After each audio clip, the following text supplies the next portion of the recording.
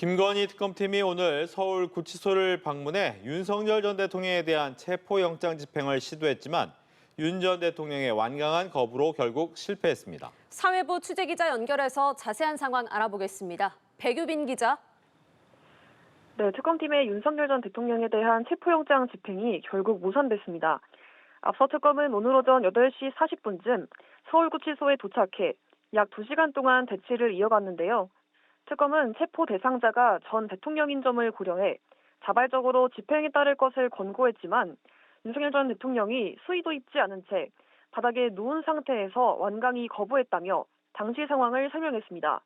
2, 30분의 간격을 두고 총 4번에 걸쳐 체포영장 집행을 따를 것을 요구했지만 윤 전 대통령이 계속 불응했다고 밝혔습니다. 특검팀 소속 문홍주 특검보가 직접 구치소 안까지 들어갔지만 당사자의 완강한 거부로 교도관들에게 직접 체포영장을 지휘하진 않았습니다. 그러면서 이번에는 안전사고 등을 우려해 물리력 행사를 자제했지만 다음번에는 물리력 행사를 포함해 체포영장을 집행할 것이라며 강경 대응을 예고했습니다.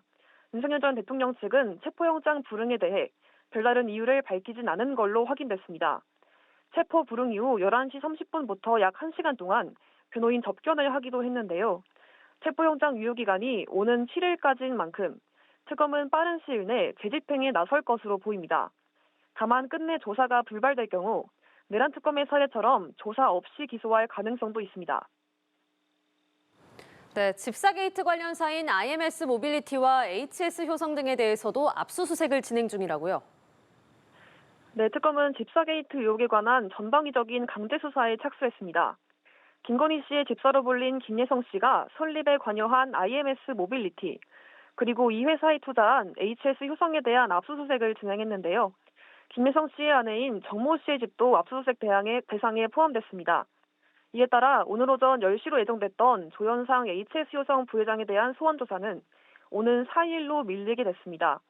집사 게이트는 김예성 씨가 설립에 관여한 IMS 모빌리티가 HS 효성 등 여러 대기업으로부터 184억 원을 투자받은 사건으로 이 중 46억 원을 김 씨가 찬영회사를 통해 빼돌렸다는 의혹이 핵심입니다. 특검은 내일 IMS 모빌리티 대표를 업무상 배임 혐의 피의자 신분으로 불러 조사하는데요.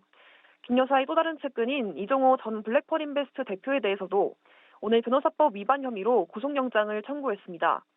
이 전 대표에 대한 신문은 오는 5일 오전 10시 30분에 열릴 예정입니다. 정치 브로커 명태균 씨의 2차 소환 조사도 진행되고 있던데 관련 내용도 전해주시죠. 네, 특검은 어제에 이어 오늘도 명태균 씨를 소환해 조사를 이어가고 있습니다. 명 씨는 2차 출석에 앞서 국민이 많은 관심을 가지고 지켜보고 있다며 특검 조사에 성실히 협조할 생각이라고 말했습니다. 앞서 특검은 어제 명 씨를 13시간 동안 조사했는데요. 조사를 마친 명 씨는 김영선 전 의원의 공천 개입 의혹에 대해서는 핵심 당사자로 지목된 윤상현 의원이 가장 잘할 것이라고 주장했습니다. 명 씨는 지난 2022년 대선 과정에서 윤석열 전 대통령에게 수십 차례에 걸쳐 불법으로 여론조사를 해주고 김영선 전 의원의 공천을 청탁한 혐의를 받습니다.